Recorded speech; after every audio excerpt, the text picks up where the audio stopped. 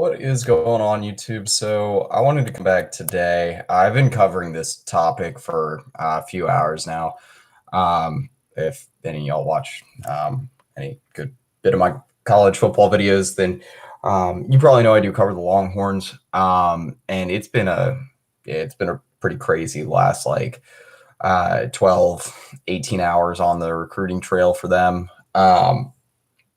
I'm probably not going to get a whole lot of sleep tonight just from going over this over and over again, just from its many angles. But as you probably have heard if you're watching this video, they lost a commitment from five-star South Lake Carroll pro-style quarterback and the nation's top, depending on what recruiting service you look at, the top 2022 prospect, definitely the top 2022 quarterback prospect, Quinn Ewers.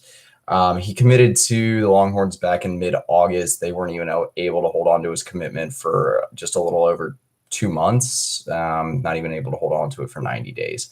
So obviously disaster in the Longhorns camp, as if Tom Herman didn't really need anything else to make things worse right now. Absolute disaster strikes. The Longhorns are having problems right now on the recruiting trail and on the field. Usually it's just on the field. And so I don't know. It seems like kind of the walls are caving in on the Longhorns right now. And at least among the and I get it at this point. If any of y'all know, I support the Longhorns, hope they do well. I just try to cover a team that I'm unbiased for. But I feel for anyone that's a Longhorns fan right now. At this point, it's just more and more and more disappointment. Obviously, if you're not a Longhorns fan, probably a lot of people are happy about that right now, especially if you're an Ohio State fan. That's kind of the part I want to touch on here is what's next for the Longhorns, then what's next for Quinn Ewers, the impact of everything. So Ewers right now for 247 Sports, Rivals, all the chatter is that he's going to commit to Ohio State. Now, it sounds like, at least from reports I've read and kind of the circles I've been around, that it looks like Ewers is going to commit sometime here in the next couple of weeks.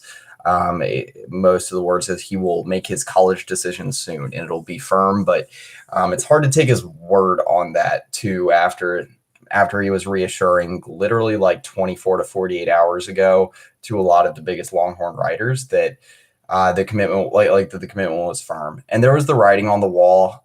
You started to hear trickles of different things on social media, to the point of official reports coming out earlier this afternoon and this evening showing that there were signs that Ewers might reopen his recruitment.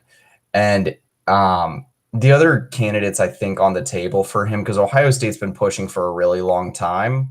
And I think that that's probably going to be the best fit for him. Caleb Burton, another big target of the Longhorns and of Ohio State, looks like he's kind of in close contact with Ewers right now to figure out where they can kind of play together and make the most noise. And Ohio State is the one that's trending for both of them for the Rivals future cast and the crystal ball predictions on 247 Sports. That would be the favorite in my mind right now. I would keep in the back of my mind for those two, OU, Clemson, and Alabama. As far as Ewers goes, he's still an in-state product. It is still the 2022 cycle. So you got a little bit over a year until that early signing period arrives. If it so happens, and at this point it seems very likely, where the Longhorns part ways with Tom Herman and get, Urban Meyer's the one that's always going to be in the midst of discussions right now. So if they wind up getting a coach like that to the 40 acres, which who knows at this point, what will happen there, then maybe you have another full cycle to see if you can win Ewers back. But that's, even right now, that's sounding like a long shot. But I get it from Ewers' perspective. Like I said, I wanted to touch on the impact for him for a little bit. So Ewers, immensely talented kid. He's one of the highest rated quarterback prospects in the modern era of recruiting rankings. And he was the highest rated Texas quarterback commit since Vince Young. And I think just one of the highest rated commits since Vince Young, since he had a perfect 1,000 on the 247 Sports composite, one of 5 prospects all time to have that. I think that like making a move to Ohio State, Clemson. It makes a lot of sense. Texas is not the place where he's probably going to get developed right now. Sam Ehlinger, he's having a lot of his talent put to waste right now, just to be frank about it. Sam Ehlinger's having another really solid year statistically. He's had his flaws for sure, but Texas is 3-2 right now. They're 2-2 in Big 12 play. Very good chance. I'm an Oklahoma State alum, so I'm just going to knock on wood for it, but that they go 3-3 this weekend. There's not a whole lot of momentum carrying on their side right now, that's for sure. But who knows with Tom Herman with his back up against the wall in games. But I get it just for the NFL caliber talent development perspective. Texas just doesn't have that going for them right now, and that's a place where something where a place like Ohio State, Clemson, Alabama will be able to develop them better. And like I said, I think there's still a chance that Texas could win them back, but they've been kind of a dumpster fire on the recruiting trail this year with prospects that should be a slam dunk or just retaining key commitments. Let's look back. For the 2021 class, they lost their highest rated commitment in the 4-star athlete from Denton Ryan, Billy Bowman Jr. That looks like really small news at this point, but Bowman Jr. is really, really close to getting that 5th star. That was really huge news. And the 2021-2022 classes are both going to be losing a lot of steam. Who knows the 2 commitments that the Longhorns have remaining, what's going to happen there with Faison Wilson and then Jalen Gilbo. Those 2 might be hanging on the brink of wanting to go elsewhere, maybe follow Ewers, I don't know.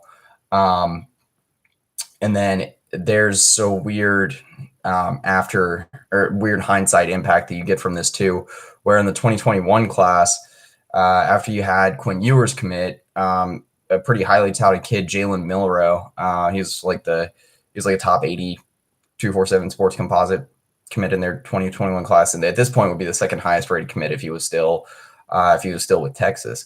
But he flipped to Alabama after the Ewers commit, so they lost him. They had to flip Charles Wright from Iowa State. He's a hometown product, 3-star kid from Austin High.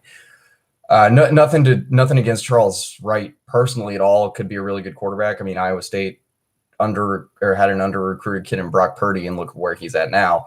But on a real note, you lose Ewers and Milroe, and essentially in exchange get Charles Wright.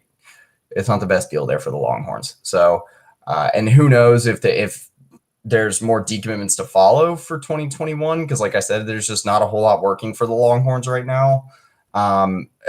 If there was anything else that could add more heat to Herman's seat right now, this was exactly it.